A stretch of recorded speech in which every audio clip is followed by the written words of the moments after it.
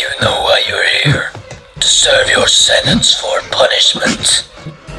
Your screaming is worthless. Hence your life is forfeit.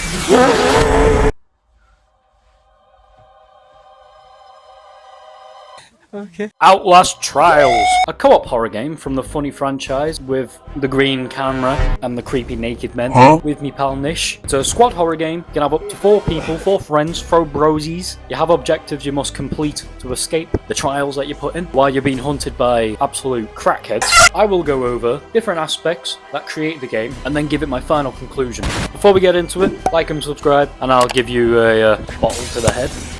Let's get into it, my friend. Man, this game, I'm not even going to beat around the bush, this game is just straight up fun, right? Right off the bat, you can either play it on your own or with friends. Either way, it's a good time, straight up. From the first match we was playing, we was crying with laughter and also soiled our underwear. You have different objectives that you need to do with your friend. This instills a bit of trust that you have to having your friend. And you've just got to hope that your friend doesn't throw a bottle at the mangled deranged dude. Chases are very riveting and fun, right? They're intense. And the first time I got chased by that massive lumbering guy in the first level, I had a mini heart attack, which is fantastic. It's what you want. Stealth is pretty good as well. You know, you've got 2 different ways you can play if you really want to. And obviously working with your friend creates a really funny dynamic as well. And then you're screaming at him down the mic because you're currently being ragdolled by an old mangle lady hiding in a bin. And then your friend comes over to save your life. Ah, man, this game, it's fun. If you want my quick review, buy this game and play it with your friends, 100%. But let me get into it a bit more, huh?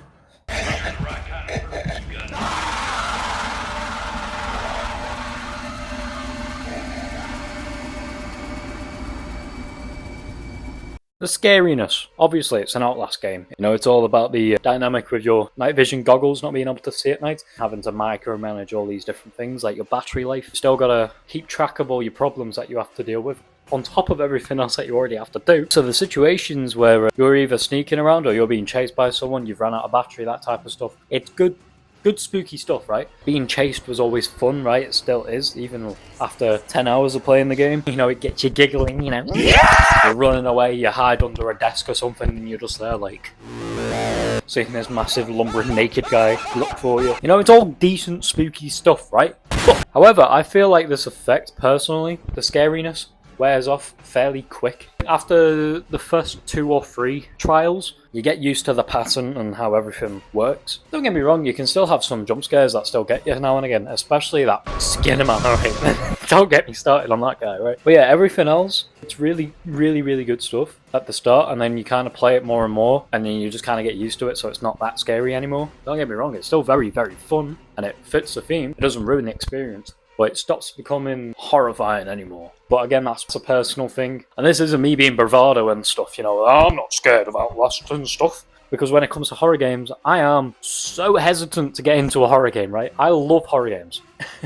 But putting my foot into that game, that's the hardest part. When I'm in it, you know, I can enjoy it. But also, it could be argued that it lost its fear factor for me personally because I was playing with a mate, which absolutely, yes, is a factor. However, I played it on my own. It still definitely lost some of its factor, so it's definitely helped playing with a friend. I guess is a variable with pretty much every horror game to exist. The scariness wasn't as prominent later in the game, but hey, it was still pretty good.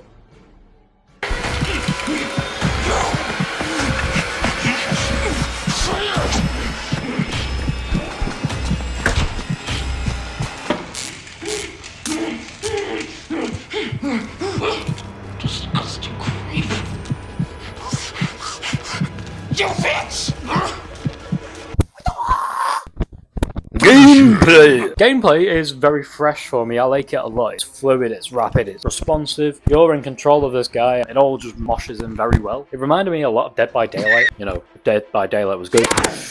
It's not gonna get some people. Look, I like Dead by Daylight, okay, but oh my god. Oh, that game makes me suffer so much. Rather put a prod up my ass. Huh?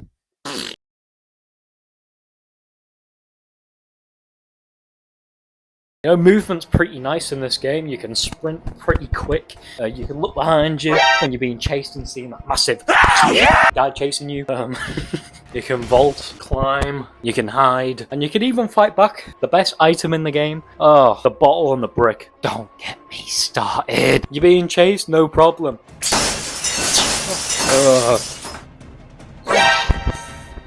I don't know, there's something so satisfying about just swatting a guy over the head with a brick. But you have all these options, your different ways of escaping. However, you need to be selective with what you're doing because you have a stamina bar. And this stamina bar you really need to keep track of when you're in a chase, because if you run out of stamina mid-chase, you're cooked. Especially if you're playing on high difficulty where you get one-shotted or two-shotted. But you can get perks to help that, right? You have this nice little hub area. You have some mini games, arm wrestling.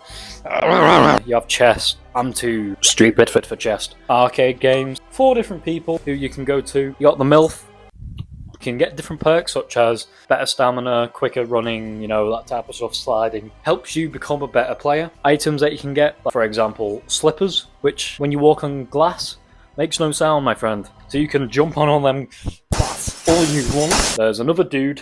You have rigs where they're basically an ultimate or a special ability. You have stuns, heals, that type of stuff. Advocates to a playstyle that you get to pick, you know, really changes the duality of the game. Hiding places exist frequent enough, but they aren't too abundant where it's too easy to run and hide. And also, it is a risk. You, my friend, after all this pressure that you put under after being chased, you have to decide. It's really good stuff. You also have a lot of items that you get in-game, 3 or 4 items, depending on if you got the perk. Adrenaline, which gives you loads of stamina. Health potions. You got the bandage, small health potion or big health potion when you get absolutely sliced across the stomach. If you just drink your health potion, you'll be okay. 1 sec. Let me get my health potion.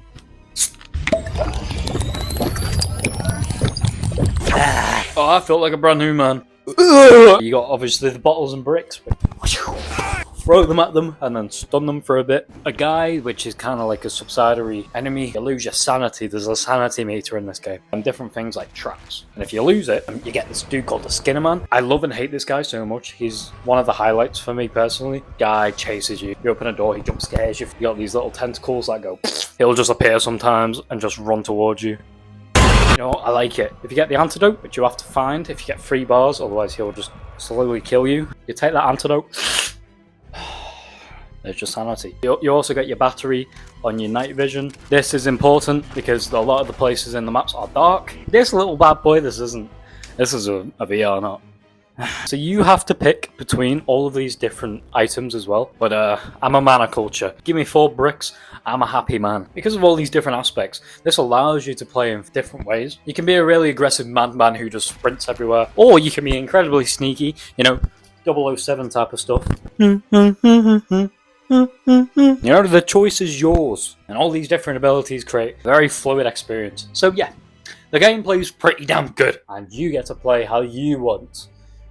Why are we still here? So, Our Lost Trials. It's just really one of those games. You really get encapsulated by it. You are the exterminator. Only we can tell you what is true. There is a snitch inside the prison.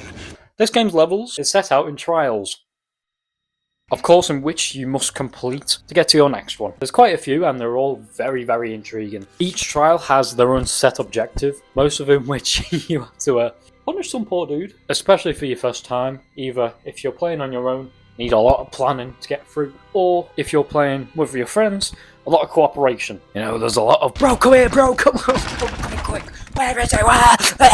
The flow of objectives works so well. You do one thing, you complete it, and then you're like, okay, next thing. And this entire map interconnects. You know, that it kind of slowly expands, where you do one part of the objective, and then the next one unfolds, and you're like, okay, this one still connects to this one. Done good, this one. You know, each objective completion has some type of proud progression. It's that feeling of victory, right? I was just excited to see what the next thing that Red Barrel's cooked up for us. Fuck! They cooked. Oh my god. You know, different themes, different enemies, different objectives, just all so fresh each time. You also get an evaluation at the end of it, and you get grades. Times, you got different difficulties you can take. You have some event levels, and it's all just such good stuff. It kind of reminds me of when you was like a kid and you went to an escape room.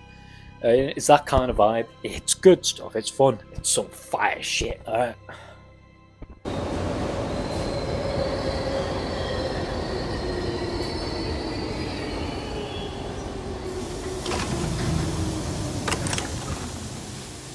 Art direction.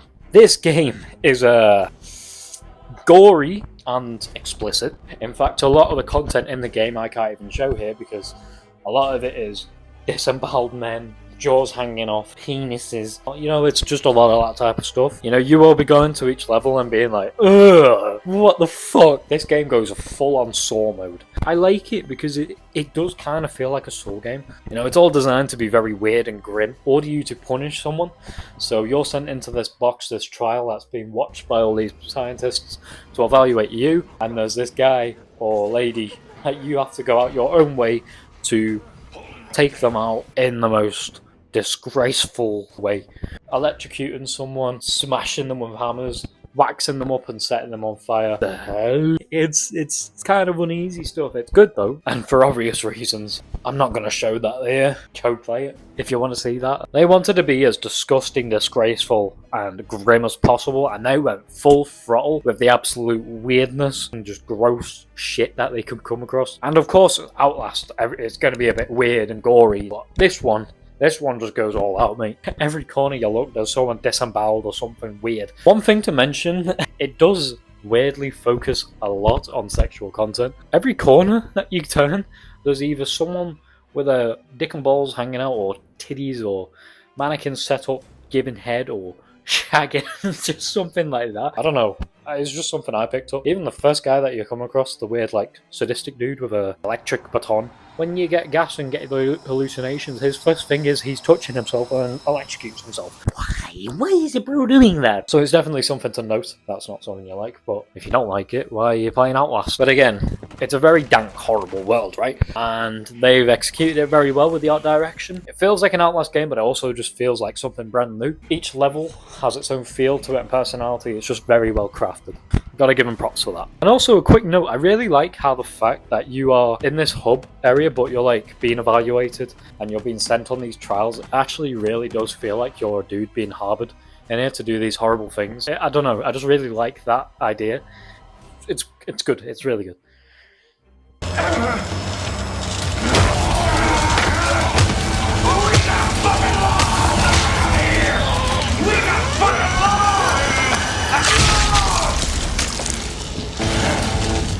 Now this is kind of the main critique that I had, however it's a bit of a double-ended sword. The replayability. So on one hand, I believe that once we finished everything that we did in the game, you know, we did every level, we tried new difficulties, we even started speed running, we got like 7 minutes or something on that on the first level. And we tried the events, I tried the endless mode, and after that, we kind of just stopped playing. It took us like 10 to 12 hours or something like that, and when we did that, we was just like, now what? I mean, we've done everything, right? However, on the other hand, I believe it can be replayable. You know, each level, it's the same level, but everything is randomized. For example, the first level, you got the generator in the basement, that changes around, you know, that type of stuff. So there is a bit of difference each playthrough. If you do want to speedrun that type of stuff, difficulty, you've got all of that stuff, so you can replay it, you know? But at the end of the day, this whole segment kind of just depends on who you are as a player. So you know what?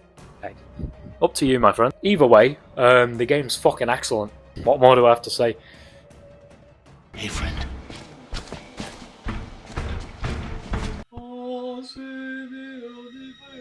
Conclusion. This game is really good, okay? Straight up. End of the day, I think you should grab your friends, get it honestly. Swear down. You know, there's not too many nitpicks to have with it. Everything that I've come across is pretty good, right? I enjoyed it a lot. I was always excited for the next mission. It was all just perfectly crafted, and it's a really, really good co-op horror game. And if that's what you're looking for, this is probably one of the best ones on the market. Honestly, the last time I had this amount of fun with a co-op horror game, Friday the 13th, RIP, my friend. But that was probably the last time I've had a horror game with co-op this good that I've played. Easy recommend. The question that nobody is asking, what is my rating? I would give Outlast Trials an 89 out of 100. And yes, I have changed my rating to how game critics do, because I feel like games have a bit more variable with ratings. I find there's a big difference between an 8 out of 10 game and a 9 out of 10 game. Very, very good game. 100% recommend. Thank you very much, mate, for watching. If you made it this far, comment XBAB so I know you made it this far. And yeah, I'll catch you in the next one, mate.